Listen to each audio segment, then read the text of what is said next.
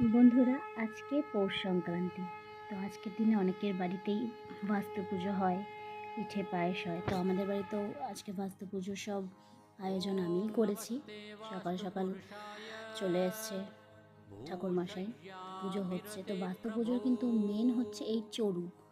এই চড়ুর রান্না করেই বাস্তুদেবকে অর্পণ করা হয়, মানে ভোগ দেওয়া হয়, এটাই আর কি। তো এই চড়ু রান্নাটা এরমভাবেই করতে হয়। আতপ চাল, দুধ, আখের গুড় দিয়ে করতে হয়। তো মোটামুটি পুজোটা আমাদের শেষ। তো আমি আগের দিন চুষি পিঠের জন্য চুষি বানিয়ে রেখেছিলাম, আমি আর বাপি মিলে। তো দেখো, চুষিগুলো অনেক সময় লেগেছে।